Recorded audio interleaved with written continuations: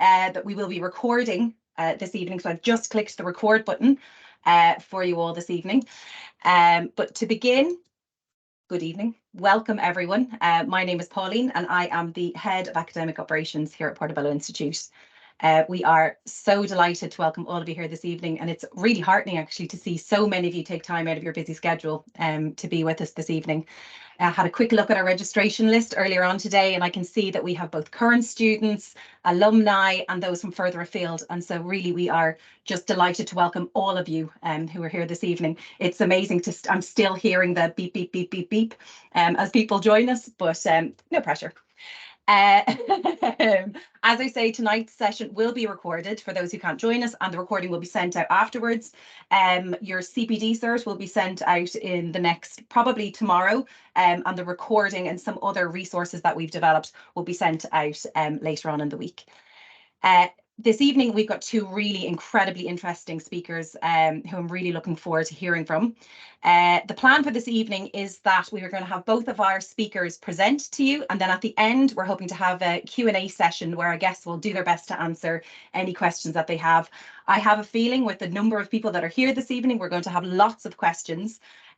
So we will do our absolute best to answer those questions as best we can. If we don't get through to your question this evening, don't worry, we are going to be sending out resources afterwards, and what we're going to try and do is collate some of those questions to add them into the resources that we're sending out afterwards, because that's what this series of webinars is all about. It's about supporting those of you that are out working in the industry and to give resources to you to support the work that you're doing. We do have the Knowledge Zone up on portobelloinstitute.com, which you are welcome to go up and look at any time, which has loads of really incredible, interesting resources up there for you that our team are working on. And as I say, Hannah and Judy will be sending that information on to you afterwards. So for our first guest this evening, we have Paula Walsh. Paula, it's really exciting for me because my maiden name is actually Walsh, and I also went to DKIT for my undergraduate, so I feel like I'm talking to my twin here. Before she gets started, just to do a little introduction, Paula is an assistant lecturer, published author and PhD student researching science, technology, engineering, the arts and maths in early childhood education. She's undertaking her PhD at Dundalk Institute of Technology, co-funded by the HEA Technological University's Transformative Fund and DKIT. Her current book, Síolta in Practice, Implementing Síolta Quality Standards in Early Childhood Education and Care, is available from borupress.ie. And Paula has an extensive knowledge and experience of early childhood education and care, pedagogical practice and leadership. And we are just really delighted that she's after taking time out of her really busy schedule to be here with us this evening. So Paula, without further ado, I shall hand over to you. If you like, I'm going to put your presentation up onto the screen while you introduce yourself. Perfect. So hi everybody, and thanks Pauline for that introduction. Yeah, so as Pauline said, my name is Paula Walsh, and I suppose mainly my main role at the moment is that I'm a full-time PhD student with the Dundalk Institute of Technology, funded by the HEA and the Technological Transformation Fund for just trying to get my slides there. Oh yeah, take control. So the Technological University's Transformation Fund and the HEA are funding my research. So that STEAM is what my research is in. So science, technology, engineering, the arts and maths is basically what I'm embedded in, and in every single day, spending my time at the moment engaged in research to do with STEAM practice in early childhood education. So I'm really hoping that you'll get something useful that you can bring back to your own practice this evening. Okay, so we've gone through that already. So that's just another introductory slide of who I am. So just to give you a little idea of my journey and in early childhood education, I suppose was completely new to the area of early childhood education until 2014, when I actually started working in an outdoor preschool in County Carlow, where I live, on a CE scheme. And I undertook as part of that my level 5 and my level 6. I stayed in that setting and eventually became the manager of that setting in 2017. I also went on and did my level 7 and my level 8 in the Southeast Technological University while I was managing that setting. Then I suppose in 2020, once the pandemic hit, we all closed down, and I started, like a lot of people, I reevaluated things a little bit, and I decided I'd love to go into lecturing and teaching and writing. So that's what I do right now. So I did my master's 2 years part-time in Carlow as well. And then I started teaching level 6, and now I teach on the level 7 and level 8 program in Dundalk Institute of Technology on their part-time program at night time while I'm undertaking my PhD in STEAM full-time during the day. So that's a full-time PhD. It was actually a scholarship. So I started in September last year, and I, fingers crossed, will be finished in about September 2025, but I'm not making any promises, so please don't hold me to that. So that's just to give you a little bit of an idea about my journey in early childhood education. So I do have a lot of experience about, where you are as a practitioner and trying to bring back your theory into your practice all the time.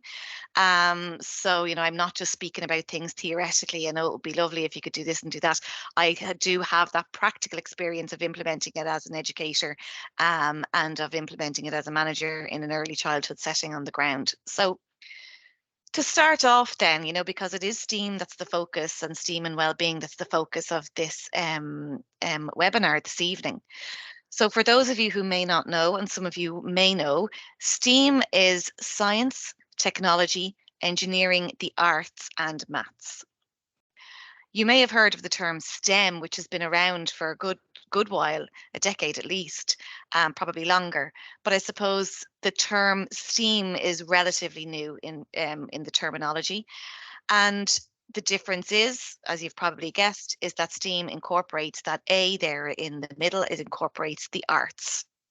And that A is a very important factor, because firstly, we're not just talking about art. Art is one form of the arts. So we're not just talking about painting and coloring and sticking and gluing. Of course, that is art and it's part of the arts, but we're talking about all areas of the arts, the creative arts. So it could be drama, music, song, it could be art as well. So any way that we can express ourselves creatively come under the arts, or dance even. And why the arts is so important in terms of STEAM in early childhood education and in working with young children is that we all know how creative children can be, and they love to express themselves, and they may not necessarily have the language to express what they're learning or what they're interested in, but they can express themselves creatively through whether they're doing that through painting and drawing, or whether that they're doing that through dramatic play, socio-dramatic play. It gives us a window into what they already understand or what their emergent interests might be. So the arts is a really important component of STEAM because it facilitates expression and understanding of knowledge.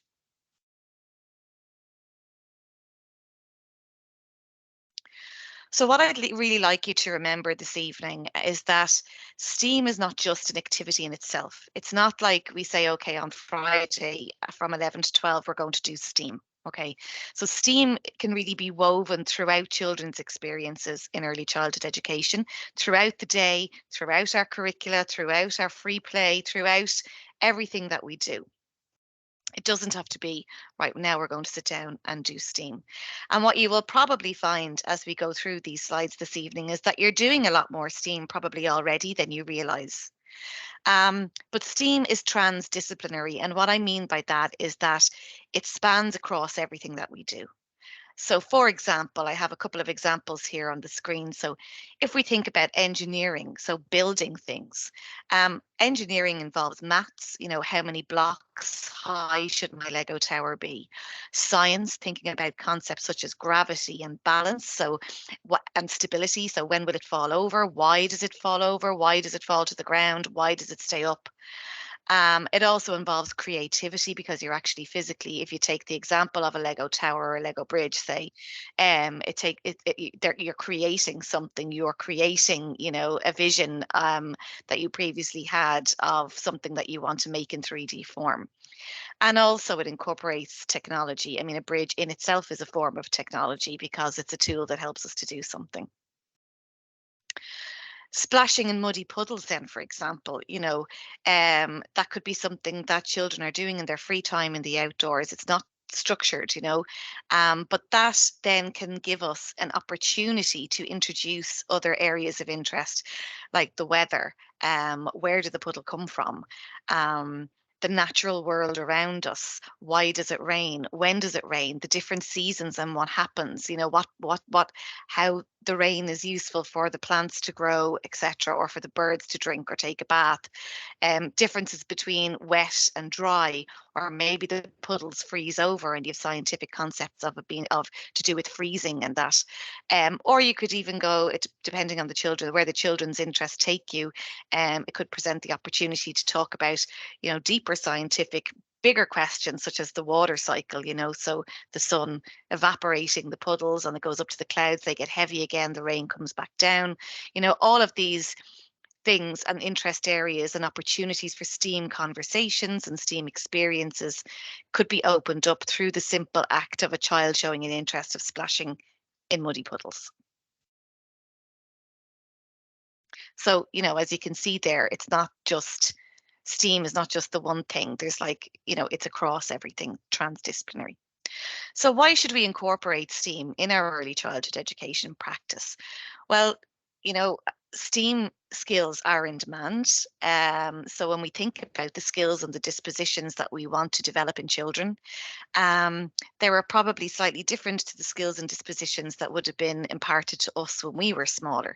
So there's more STEAM kind of skills, like technological skills, scientific skills, that are in demand if we think in terms of the future workforce and where the world is going, digitalized world, and so forth.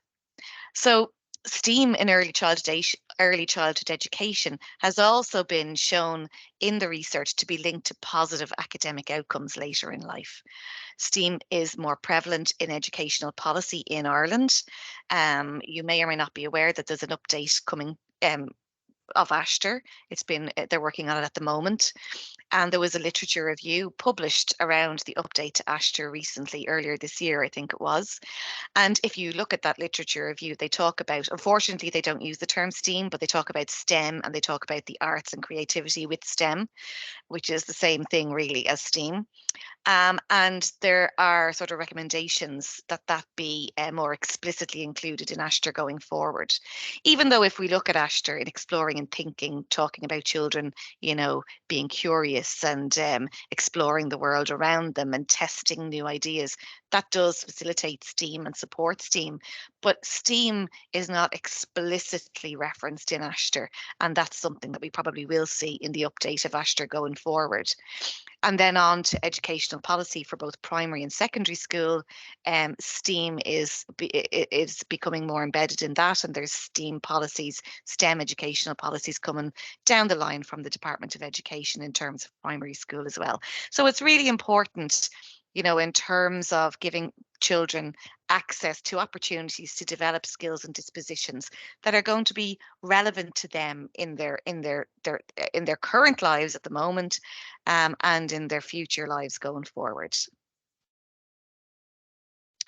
So if we look even at the principles of ASHTR, there are certain things that support our incorporation of STEAM within our early childhood education practice. So, the principles around children and their lives in early childhood, which is, within the principles of ASHTR. Well, children's lives in early childhood today is a 21st century life. It's a 21st century culture. And if we look back over the last couple of decades where the 21st century has brought us now in terms of technological advancements and the connectivity throughout the world, the growth of pharmaceutical industry, all those things, know, the way children communicate and interact, you know, life is very different. You know, how many of us have seen a child, you know, go up to a television screen and try and touch screen it, because that's what they're used to, not just with screen-based devices, but everything is touch screen. You know, if you go to, you know, they see you using a bank machine or whatever, and there's touch screen. So it's not just from technological devices. You know, engaging in the world around them necessitates an awareness of STEAM. And then children's connections with others is another area of the principles of Ashter.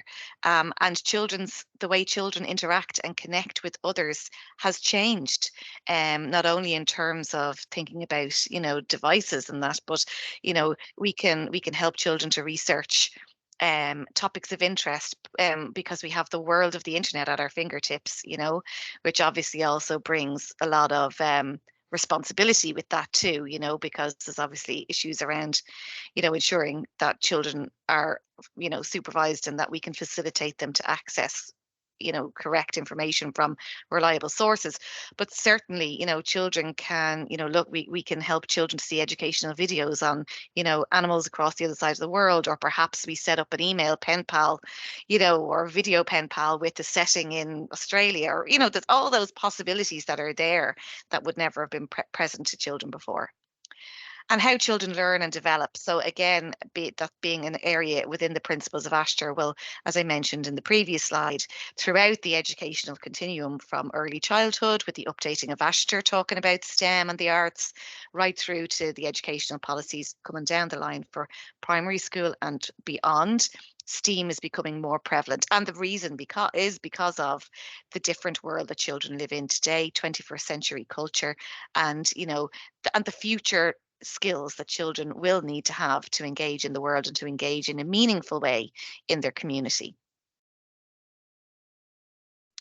So there's one area of STEAM in my research and in all of my reading of the literature at the moment, that comes across, and that is a fear of the T, the technology, the big T part of STEAM. Which is understandable. You know, I'm a parent of 3 children. My youngest is just going on 13, and, you know, I spend my life trying to tell them to get off that phone, put that phone down, go out and play with your friends, get off Minecraft, you know, the usual. But, you know, one of the most important things, if there's nothing else that you take away from me this evening, is to please think of technology as more than just a digital screen-based device. Technology in the classroom, technology in the early years environment, technology use with young children does not necessarily mean laptops, touchscreen tablets, touchscreen mobile phones, iPads, whatever, you know, all that stuff. That is not what technology necessarily means. You know, before the world of digital technology in the 21st century came around, what did we all do? Was there no technology? You know, of course there was. You know, it just wasn't, you know, touchscreen technology as such. So if there's something, like I said, I'd like you to take away from this evening, is that technology is more than just the digital. Technology, as Sharapan in 2012 tells us, technology is really just a fancy word for tools. You know, back in the Stone Age, when, you know, people living back then started to fashion, you know, flint spearheads by sharpening it with with a stone, another harder stone. That was the use of technology. That hard stone was the use of technology to develop another technology, which was the spearhead. You know, so technology is just a fancy word for tools. A crayon is technology at one of its most basic things in your early childhood environment. A magnifying glass is technology. A weighing scales, anything that's a tool that can help us to do something else. And of course, digital technologies also don't have to be screen-based devices. You know, you could have a digital weighing scales, a digital camera, and a few other things that I'll go through in a moment. So scissors, zippers, dumper trucks, because the dumper truck is a tool to help you move sand and, you know, or move, you know, whatever you put into the back of it. So think of technology in the broadest sense of the word, and take that fear out of it. It doesn't mean that we have to be worrying about, oh, sure, they have enough screen time at home. Technology does not necessarily mean screen time. So this is a slide that, and perhaps, you know, I won't go through all of this in detail, but it's a slide that I came up with about a year or two ago, when I was trying to address this issue of the fear around technology, in terms of, well, we don't want more screen time. We want it to be sort of meaningful technology, active engagement with technology, as opposed to like just passively consuming, nonsensical YouTube videos, if you like. And there's lots of ideas there, and I have them linked to the different areas of Ashtar. There's a bit cut off, so you probably can't see the themes of Ashtar under each of them. But there's lots of different things, like taking a video of walk around of the local primary school, and then showing that to children, to help them, support them in their transition, as you're preparing them at this time of year for the primary school. Photographs of the teachers who are in the primary school, things like that. Using an overhead projector to trace objects. You might use maybe a lamp, and an overhead projector to cast a shadow on the wall and let children trace objects. So those are, forms of using technology, and some of them are digital and some of them are not. Maybe setting up a microphone with a speaker and encouraging children to interview each other, or using cameras for children to self-document, emailing a pen pal relationship with another setting. You could collaborate on a piece of artwork or a project on Google Docs with another setting. A treasure hunt using photos or video clues, or creating a recipe together, an online search for ingredients, and then cooking. Baking is science. Baking is a scientific, experiment as such. So I've lots of different ideas there, for um for engaging with technology, specifically just to try and take the sort of fear out of it. And there's a few other digital sort of ideas there, maybe asking grandparents to letting the children interview grandparents and sending in a video of it and letting the other children watch, so they learn about each other, to support identity and belonging. Or even looking at the 3D version of Google Maps to look at local landmarks in their area.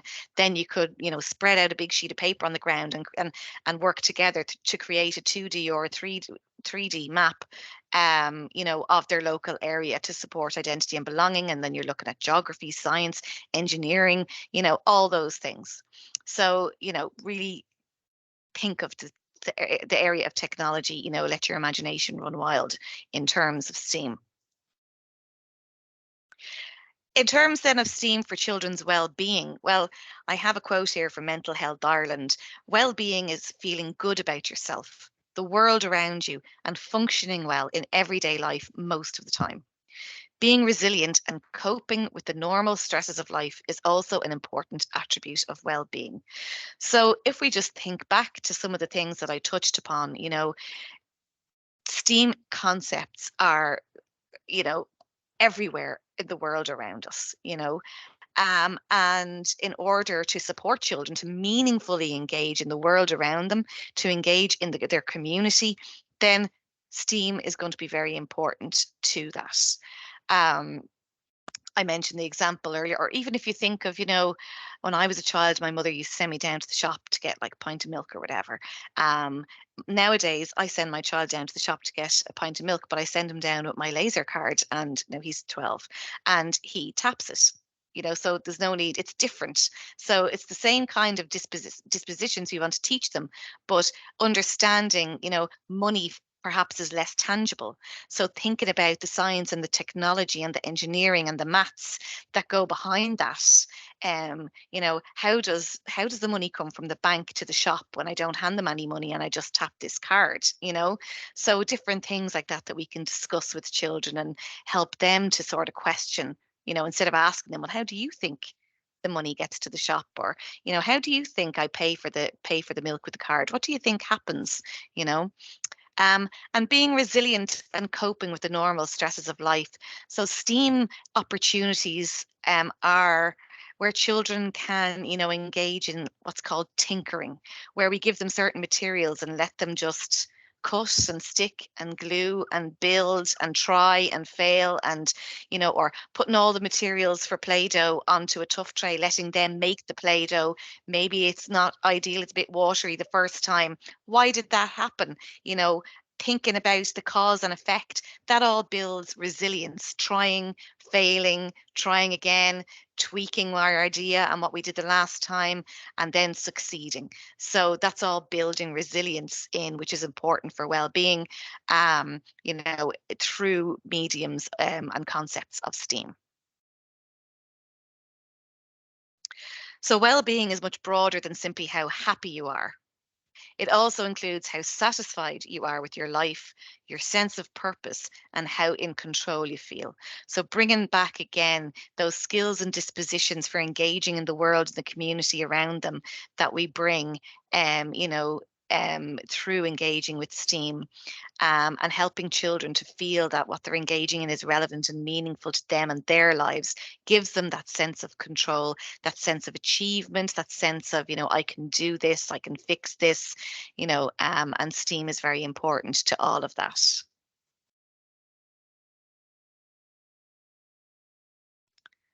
So STEAM activities give children tools to engage in the modern world around them and to feel confident and capable as learners, which is really what I've been talking about. And STEAM is relevant and meaningful to children in the 21st century.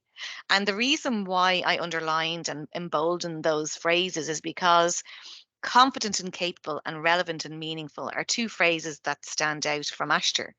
And it's just to sort of highlight again that link of how Ashton really is, or STEAM really is embedded in Ashton already, even though Ashton in its current form doesn't explicitly, you won't find the term STEAM or STEM in Ashton. But nevertheless, you can see the links are there. You just have to look for them. And as I mentioned, STEAM concepts are being introduced into educational policy more explicitly in early childhood education, primary and beyond. So certain things that engaging in STEAM, whether it be scientific experiments such as,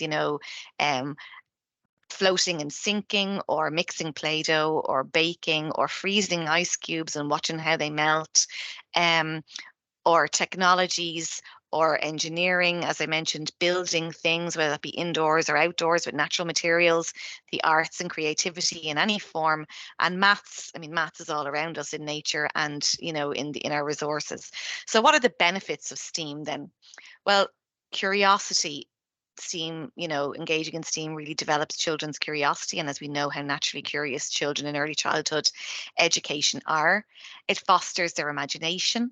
It helps them to test out their ideas, which is another thing directly from exploring and thinking in Ashton, testing, experimenting, exploring, critically thinking about how things work, those open questions that we can ask.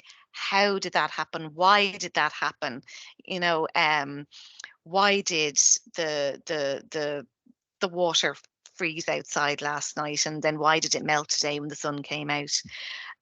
Finding solutions, as I mentioned earlier on, if the example of the Play-Doh or baking, for example, if it doesn't go perfectly or it doesn't work out, well, why? And talking about, well, maybe our ingredients were wrong, maybe we didn't measure them right, maybe we'll use this digital or electronic scales the next time, or even investigating, looking at bugs under microscopes, and investigating them, and problem solving. So all of those dispositions are supported. The development of those dispositions are supported by engaging in STEAM in early childhood education. So by incorporating STEAM, we can support well-being because we're setting children up for success by choosing developmentally appropriate materials and resources and activities where they which afford them the opportunity to engage in those STEAM concepts. And unplugged STEAM. So as I mentioned, look for STEAM. Think about STEAM, and in the activities or the resources or in your outdoor environment, now when all the plants are growing or all the insects are starting to come out and pollinating, and the butterflies, thinking about STEAM in a bit more detail, or looking through the lens of STEAM, sometimes can change your perspective on, first of all, to see how much STEAM you're probably already doing and how you can then build on that and bring more STEAM in based on children's emergent interests. Tinkering, as I said, just messing around with loose parts, testing hypotheses, junk art projects, that can bring in other areas to do with sustainability, which is very important for well-being of not only ourselves, but of the planet.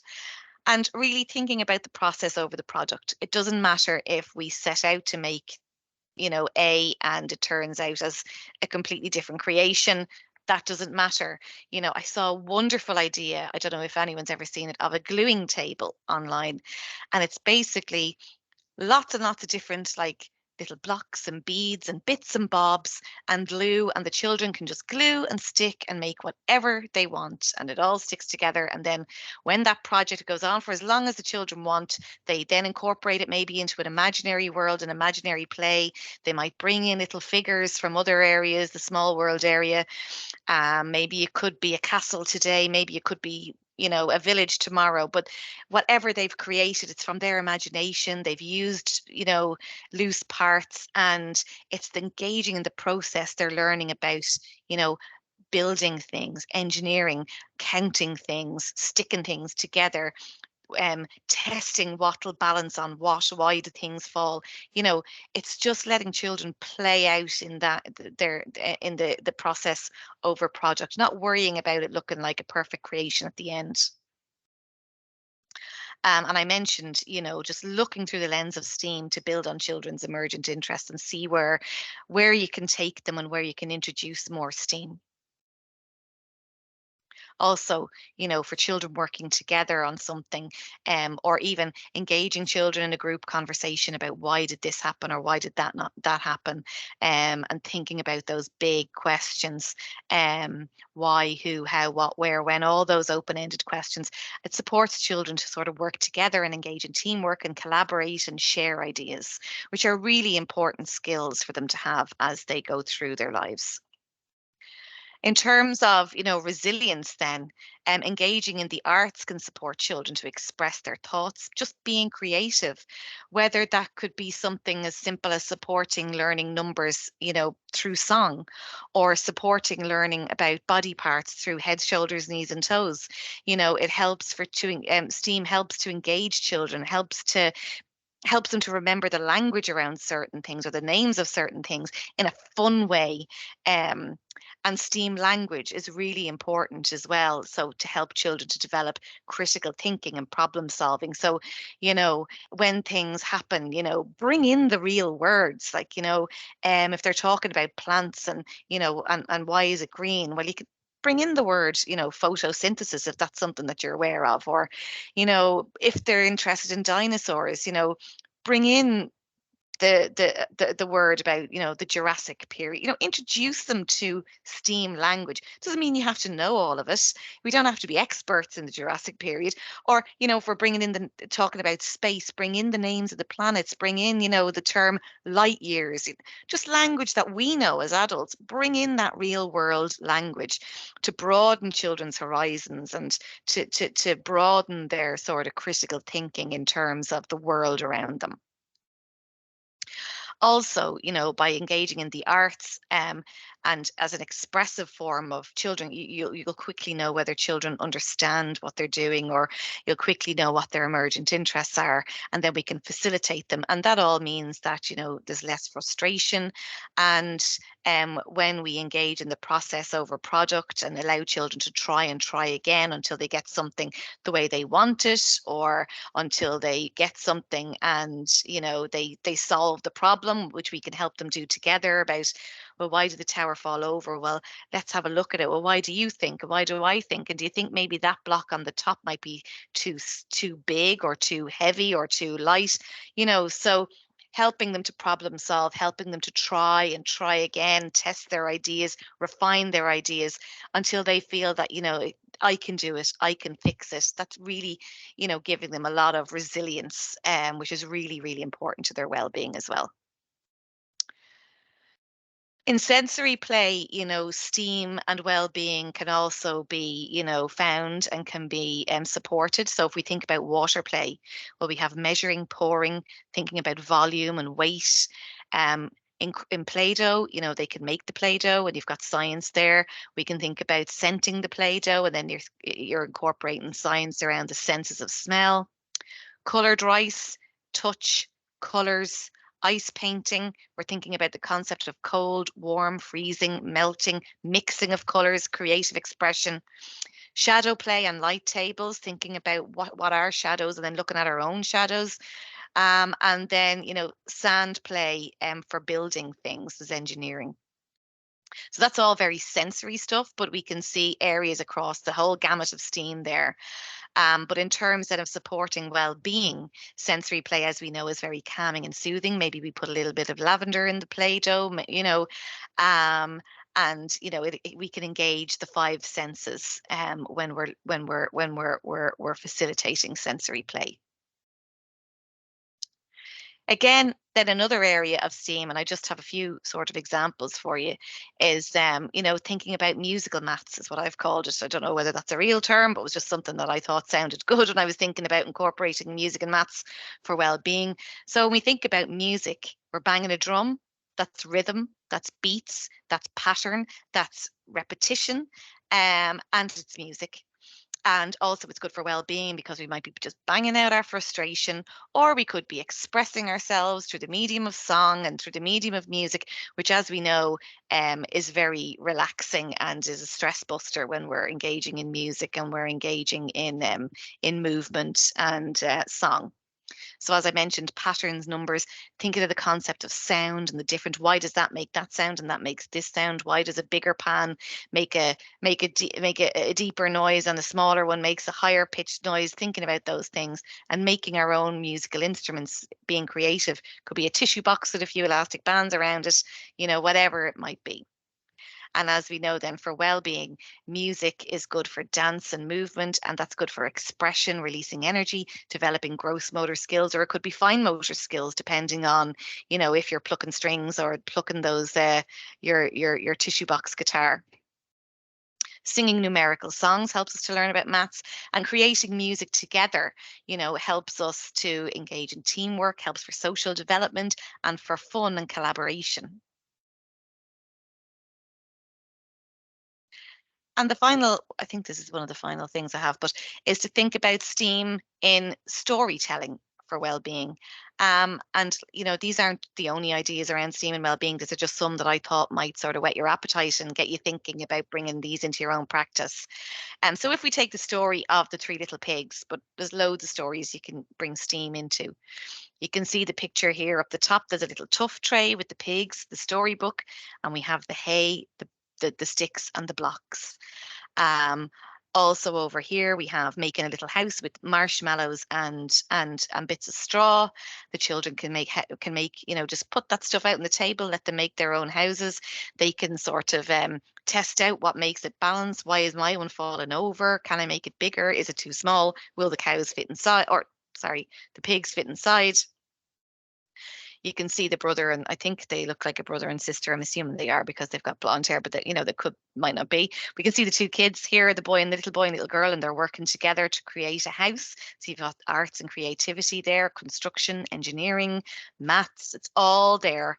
And the little girl here then is trying to blow down one of the houses they made out of straw. So they're testing to see, the cause and effect and, which house is stronger.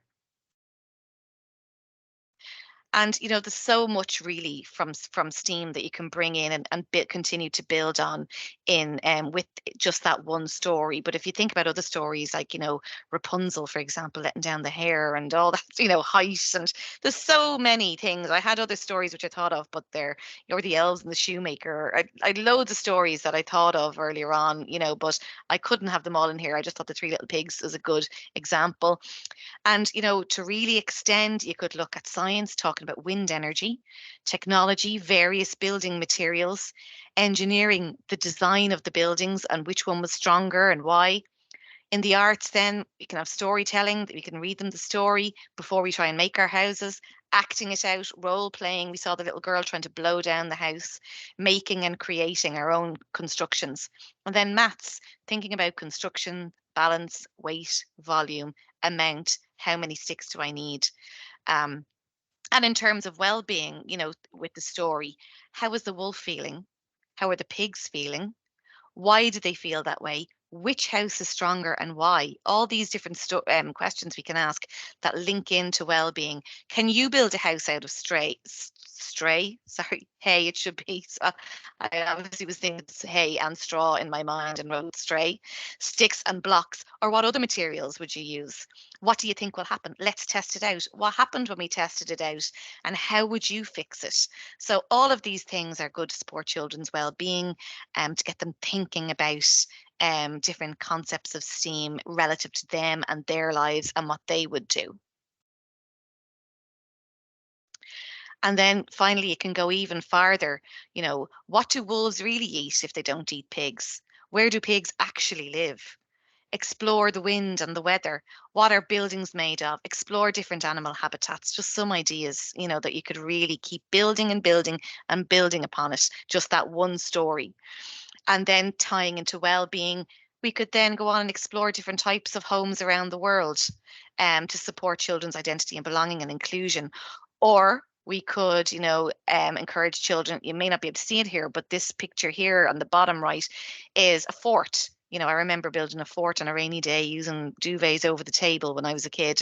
You know, and it gives children that sense of space, of ownership, and of identity and belonging. So, you know, all of this is STEAM through one story. It's just letting our imagination run wild and just viewing things through the lens of STEAM. I have a few more there, but I know I'm running out of time, so I won't go through them. But even things like bringing in photos of our own home. Maybe one of the parents is a farmer, bring them in with pigs. Maybe one of the parents is a builder or an engineer or an architect. And even thinking about it can introduce from that story the concept of talking about how do we know who is a friend and who is a stranger? You know, exploring feelings about what makes us scared or sad or happy or safe. So to start to tie up then, you know, just some ideas here about STEAM and play in early childhood education, because as we know, everything should be through the modality of play. And you know, what you'll notice here that none of these things are, you know, screen-based devices. So baking, you know, and it's not that there isn't technology there. Baking is scientific experimentation. The technology we use is the cooker, the oven. Sand and water, full, empty, sinking, floating, heavy, lift, push and pull, all words that we can facilitate STEAM learning. Building blocks, exploring shapes, looking for symmetry in nature. You might find something that's a triangle, that, you know, maybe a leaf that looks like a triangle could bring us on a whole learning path where we could end up at the pyramids in Giza in Egypt, you know. Um, Thinking about times and routines, sorting, ordering, climbing and jumping. We can talk about height and space. Junk art, I mentioned, digital scales, digital cameras, mixing paints, making Play-Doh, and singing and rhyming. Just some ideas to help maybe get you started. And I'm sure you're doing some of these already. So to summarize then, you know, STEAM is important for children living in the 21st century because it's embedded, it's everywhere, different concepts of STEAM. STEAM is also more prevalent in educational policy and it's coming down the line in Ashton as well. Please remember that technology doesn't have to mean a digital screen. Use the resources you have. You've all the resources that I probably spoke about, you have in your environment, or you probably have some form of them, or they're very accessible and they're very reasonable and cheap. Another thing with technology is that people think, oh my God, I don't have I don't have money to buy, you know, technology and robotics. Doesn't have to be. You know, even playing with Lego can be the basics for coding that children can use later on in life. We don't have to be, they don't have to do coding now, but it's giving them computational thinking. And we're setting children up with the future skills for success. Think of the process over the product. Think of the glue table, the sticking table I mentioned. Doesn't matter that it's not a perfect, you know, whatever at the end. It's what they're learning as they're doing. Supporting children to be competent and confident and giving them those relevant and meaningful STEAM experiences, thinking about developmentally appropriate resources. STEAM is embedded in Ashton, and it should be playful, and just remember to think about unplugged STEAM. I think that was all there, just my references there. And I think we're taking questions at the end, am I right? But that's my presentation anyway, done and dusted. So thank you for listening. Hope you enjoyed it. Great. Thank you so much, Paula. That was really so interesting. And it's like, you're so right. It's I think people get so scared at the idea of of technology in early years, and they kind of conflate technology with a screen and with screen time, and all the time I'm trying to explain to people that that's not always what we mean. We will have questions at the end. You've lined up Katie in a really lovely way, because Katie is going to be talking about some of the Lego things that she's working on within her preschool. So before we go on, thank you so much for that, Paula. So stay there, don't go anywhere. And so we're really delighted to welcome our lovely Katie here this evening. Katie is one of our students on the MA in Early Childhood Studies programme at Portobello Institute. And Katie is actually really well known around Portobello Institute because she came through, it's amazing. Katie came through our ECC programme. She did her BA Ordinary in Early Childhood Studies, BA Honours in Early Childhood Studies, and is now kind of, is it right to say top of the ladder now, Katie, with your the master's programme? And she's also now is the manager of the Portobello Institute Montessori School. So I am going to hand over to Katie now. I'm just going to get your presentation up onto the screen, and then I will hand over to you. Thank you so much, Katie. Thank you.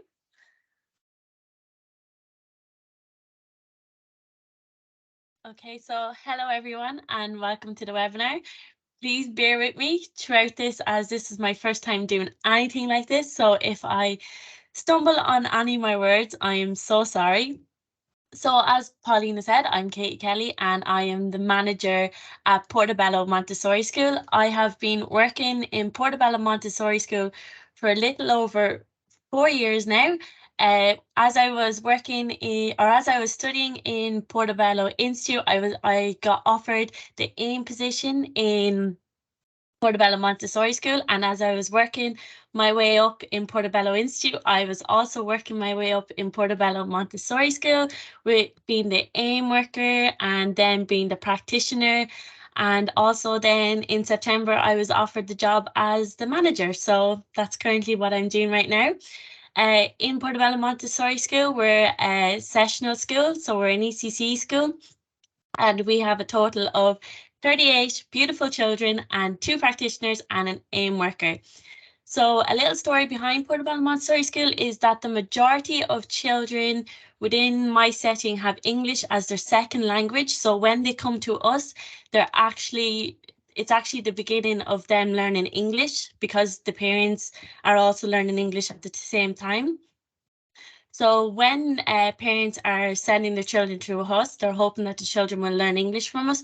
So anyway, that's enough about the school. So the next thing is, so when parents are first enrolling with us, they always ask this question, that do we use iPads, phones, YouTubes, etc.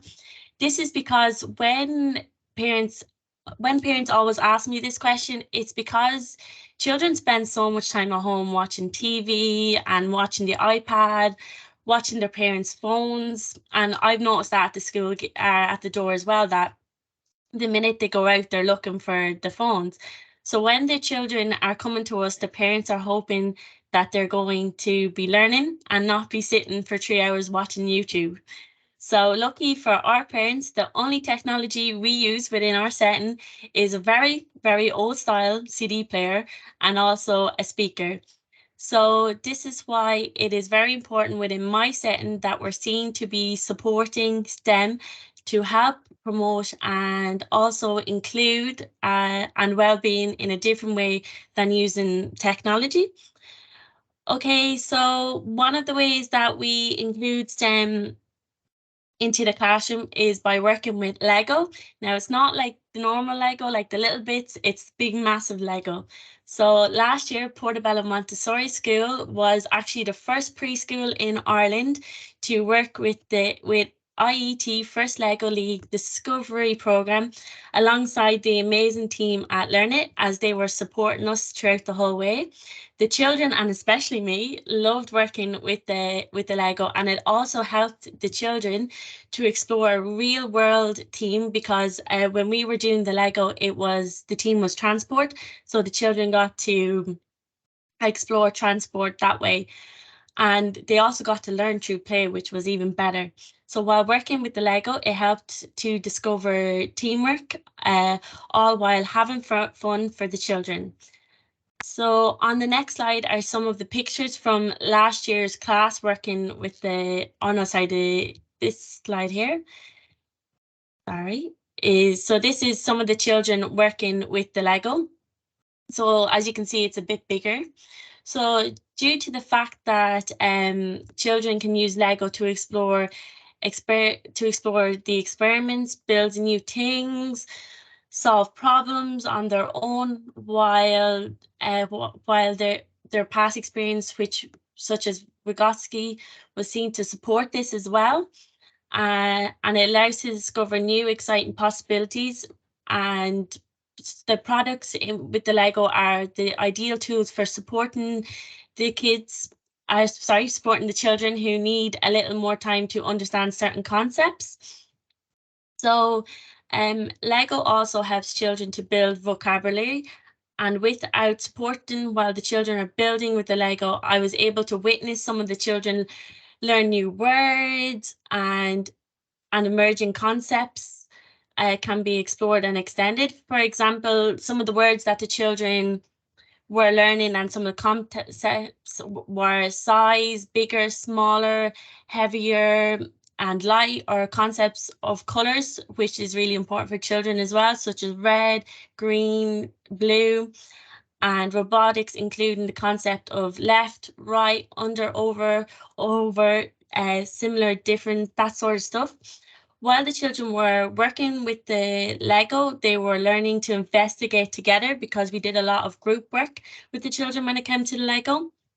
So helping each other attach wheels, checking to see if the planes could move on the ramps, or if the cars could move on the ramps, or were the wheels spinning.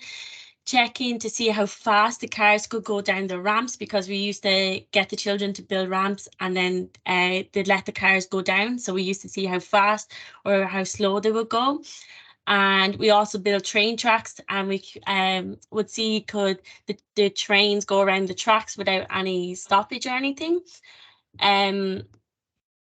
While the team last year was support the children, were seen to have numerous opportunities to explore and forced movement and motion.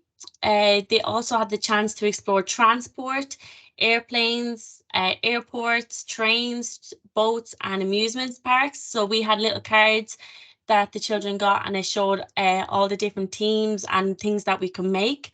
The children even added a slope to help the car to go a bit faster, which as I think you can see up at the top of the picture, there's a little slope there, and that's where how the children would see how fast the cars could go.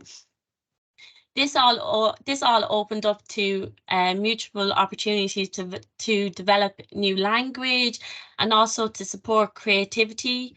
Sharing was a big thing as well, because as we did have a lot of Lego, we didn't have like 3 of everything. So the children had to learn to share, take turns with the ramps as well. So this was all between the children. For example, with the improvement of children's language, this helped the children to reinforce their movements of times when they were in cars, buses, etc. I actually remember one conversation that I had with one of the children that just lives rent free in my head, that we were doing the airport, and she actually has English as her third language.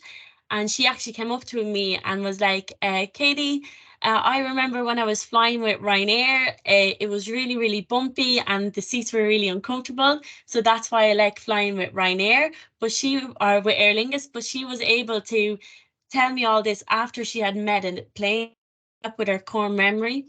So that was really good as well. So it helped the children with their memories. Yeah, so moving on to the next slide now. So our roles as practitioners is very crucial. Children should be allowed to explore and investigate without interruption or criticism from anyone. Questions that I would use when the children are building, because this year we've been using the Lego a lot more to build different types of stuff. So I let the children run free with the Lego and they can build anything at all. So when they are building the Lego, I like to ask questions such as, what are you building? Tell me more about this. So this allows for discussion, which helps to lead with language development and collaborative extended learning, which will also take place. Children working together, sharing ideas, resolving problems in a supportive and a collaborative way helps build social skills and encourages peer interaction, where children can share new ideas and they can also come up with new creations, which I've seen this year. I've seen some amazing creations this year, and also explore avenues into which they might not venture alone. So maybe with teamwork they might venture. This also works towards building confidence so that the children will feel more confident to speak, because in my setting we encourage the children to speak in their own language, but also to speak in English, because when they're with us, that's when they're learning English. So we encourage the children to speak English amongst their peers and also amongst the practitioners also. So as you can see in this one, that's just more pictures. And if you can see up in the right hand corner, that's to show the children what they could build with the Lego. And in the bottom left hand corner, that was the highest ramp last year that we built, and we had loads of fun with that. So moving on to my next slide now. So anyway, moving on to technology and technology within my setting. As I said earlier, the only technology we really use is a CD player and a speaker. So technology is a big thing within the world today. Like, you turn anywhere and you'll see someone on their phone, or you'll see technology really anywhere. So if we turn, but in many ways, technology is an amazing thing. And it helps bring families together all over the world, because when we were going through COVID, FaceTime was the best thing ever to bring everyone together. And it also helps us to translate amongst parents and helps us make memories by taking pictures, etc. So while this diversity might improve the learning environment, it can also be very difficult for teachers to ensure that inclusion and well-being of all the students is being seen to. So by offering language support, encouraging resilience, and fostering inclusivity, digital technologies can be useful in aid. So for parents who don't speak English well, language barriers can be a real problem, which is something I witness in my setting. Language barriers can be a real problem for us, but we overcome it as best as we can.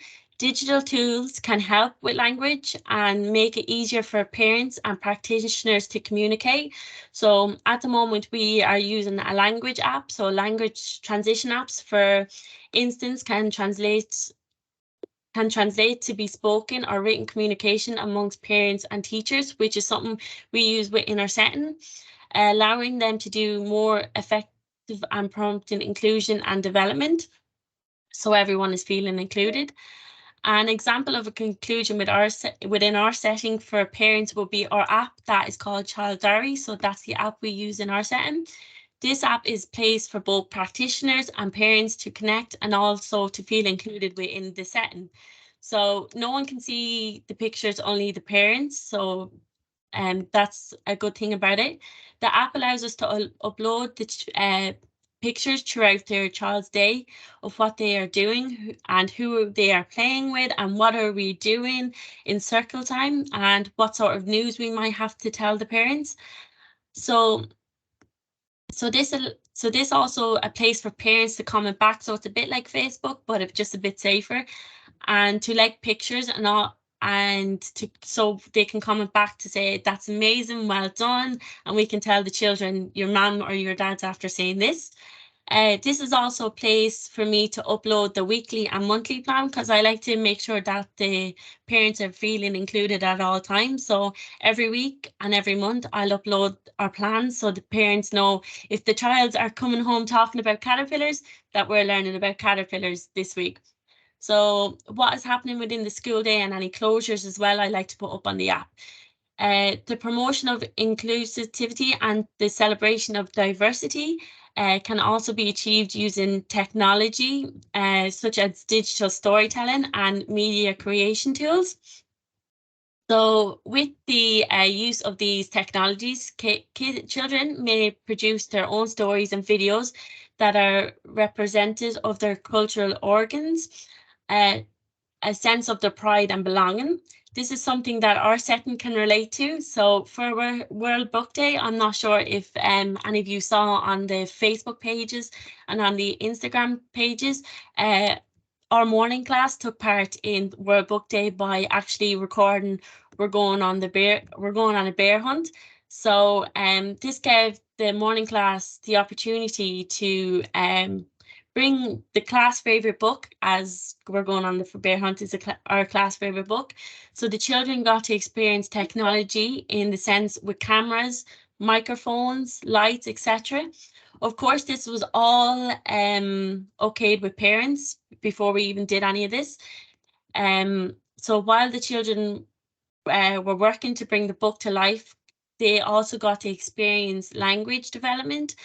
As in the next slide, I'm going to actually show you a little clip of the children we're going on the World Book Day. So you can actually hear some of the children reading along to the storybook as I'm reading it. And then we also did role play and taking turns. So in the next slide, I'm just going to show you a little clip. So just a little short clip of we're going on a bear hunt, which we recorded for World Book Day.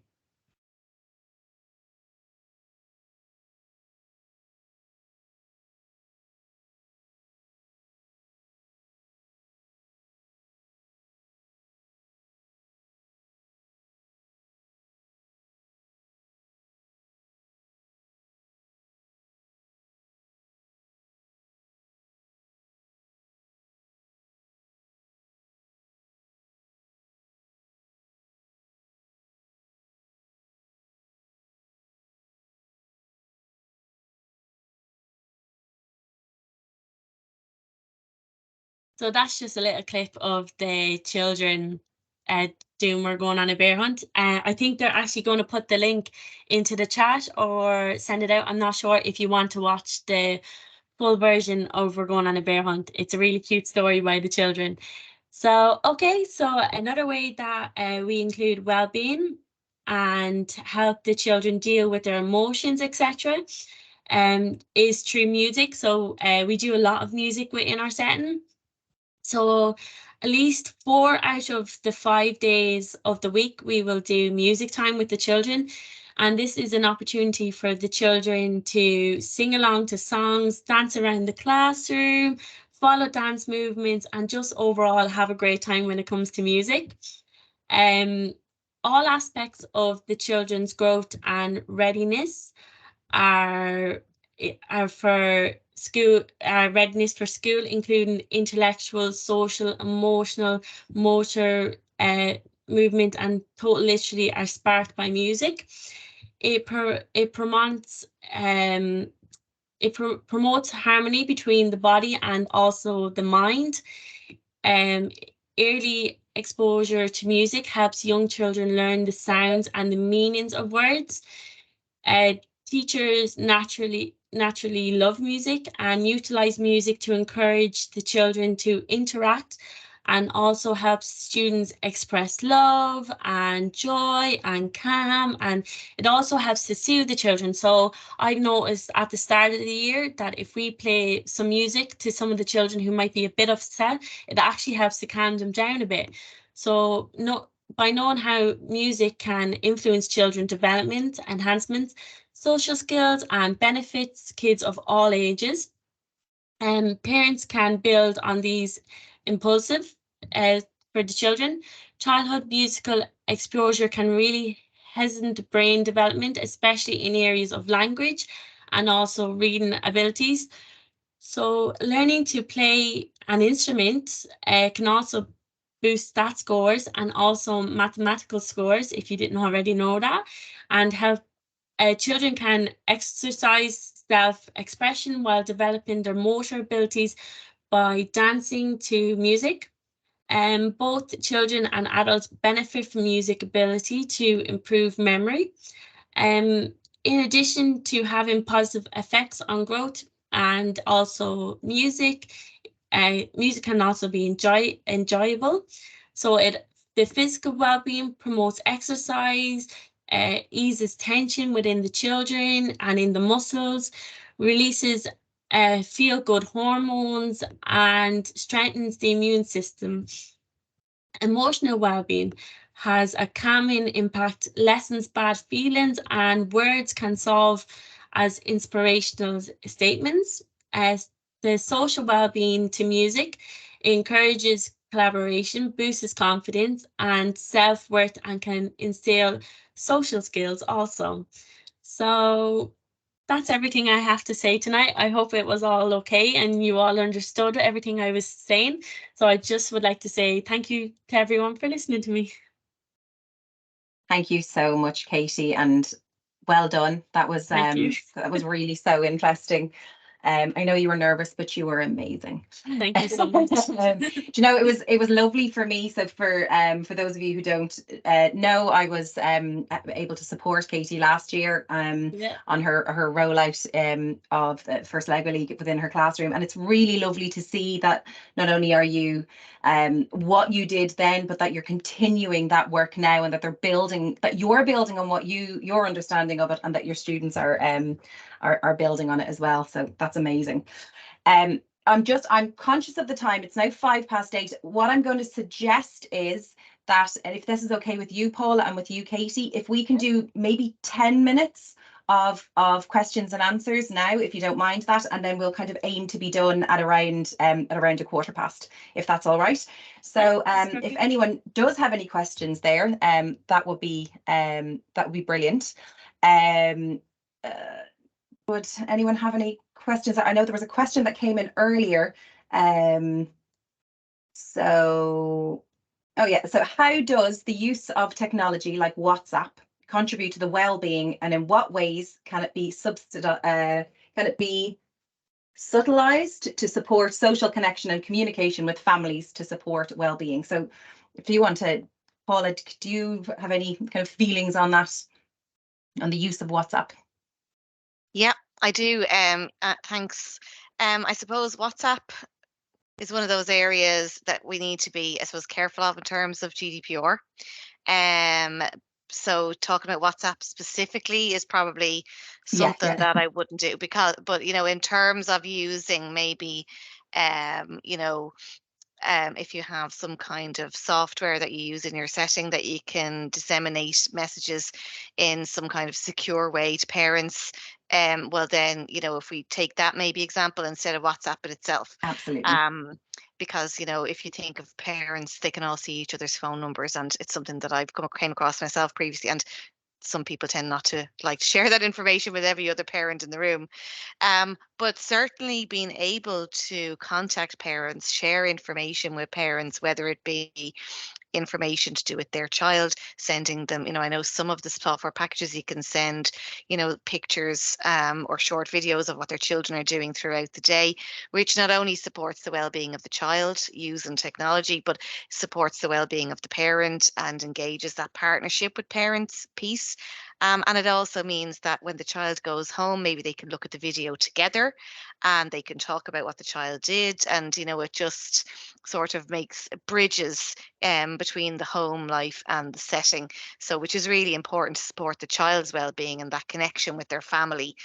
Because we have a very important and sort of privileged position, and we're an important relationship in the child's life, as obviously is their parents and their home. So certainly those kinds of tools are really valuable to be able to support well-being for both the parent and the child, or even if it's down to disseminating newsletters, or as I said earlier on, being able to use, I said in the chat there, if you have parents or children that English is not their first language, maybe you can translate your newsletter or one of your policies or some information into their home language using Google Translate or a tool like that, and send that out over your software to parents.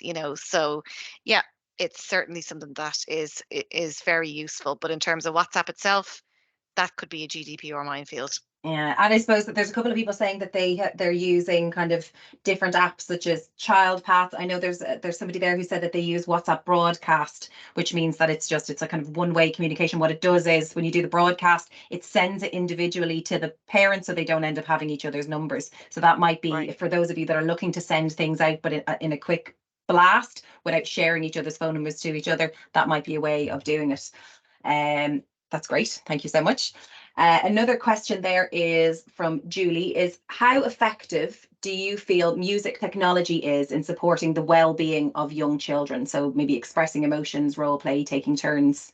I know Katie, you were talking a little bit about music within yours, if you want to take that one. You want to just repeat the question for me again, Yeah. please?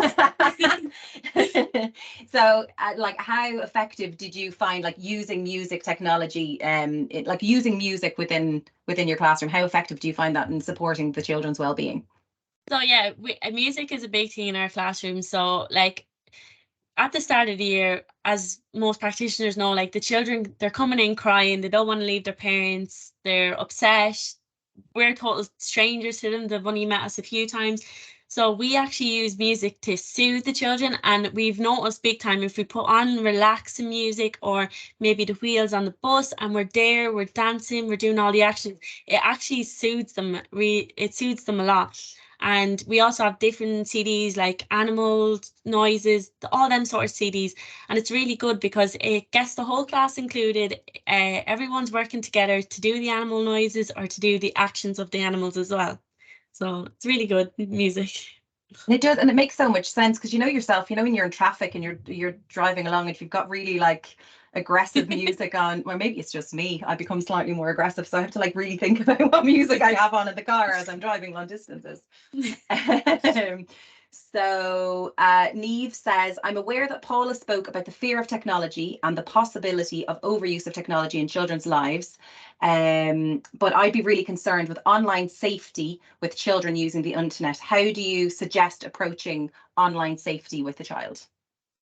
Okay, well, first of all, children would never be given access in an early childhood education setting to the internet.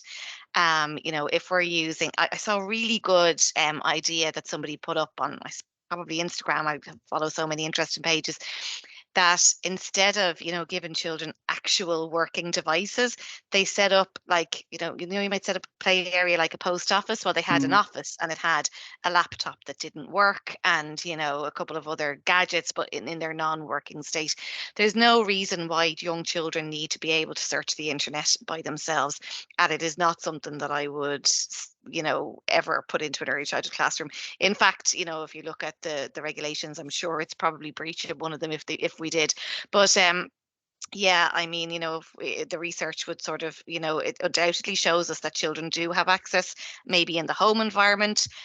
So what we need to be mindful of is, perhaps we could disseminate literature from, I can't think of the website, but there is one. From the government that you can disseminate information to parents about safety online and maybe just helping parents maybe to understand how you can turn on those settings in Google so no explicit material comes up and if they are using them in the home. But certainly if you're going to search for a resource or do some research on an emergent interest, that is not something that the children should be doing on the internet. That is your role as the educator to use technology and the internet as a tool for you for your planning, and then bring that into the classroom, but certainly by giving children, devices that don't work, so that they're emulating what they see in the real world, and they're playing that out in role play can be a very useful thing. I just, as an anecdotal thing, my son has speech dyspraxia, so he has the forming of words can be difficult for him, or it was when he was much smaller. And one of our speech therapists recommended the use of our Google Home, and it was amazing with him asking questions, practicing saying the words as clearly as possible so that Google, and like I've never seen somebody as happy in their life as my son the day that Google first understood him. It was like a magical day for him when he asked Google for something and Google responded. He was like, I did it. So, sometimes there's a fear of things within there. Obviously, that's within our home environment. That's obviously with us present, and we're there to kind of to monitor the questions that he's asking. But I suppose I always understood everything that he said, and it wasn't necessarily that everyone else did, but by using that technology, it gave him the impetus to want to practice and to want to keep working on the creation of those sounds. So that's just an anecdote for you there. Mary asked, what would be the best way to include a child who doesn't speak English within the classroom? Like, is there any kind of technologies in there that you would that either of you would recommend? Do you want to go? I'll go, Katie, if you want. Go. But you know, coming back to the music and song, I mean, there's loads of different resources online for, I suppose, songs and maybe nursery rhymes that we would know that would be available in other languages. Stories as well online that you can use, you know, the internet for, to find stories that in other languages. You know, or what you could do, or what I saw once as a good example, was for a child who came into a setting and had no English at the start, was that along with the educator helping and facilitating, you know, speaking into a piece of digital equipment, and then that can translate, you know,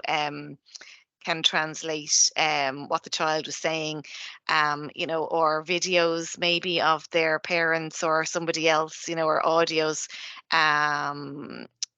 of somebody from their home, again, talking about things or reading a story maybe in their home language. So, you know, there's lots of things that you can do there in terms of using technology.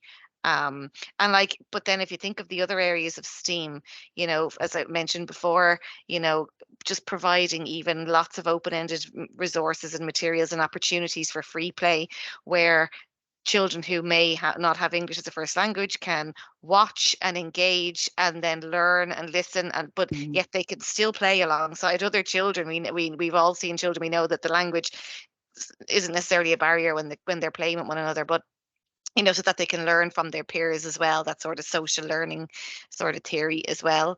You know, and us as adults then facilitating their learning of language by talking about what they're doing and encouraging asking open-ended questions and naming things and using the right words for things. Yeah. I'm conscious of the time this evening. It's 8:15, and I did promise that we would finish up at that time. So I would just really, like, from the bottom of our heart, thank you so much, Paula, and thank you so much, Katie, for taking time out this evening to be with us.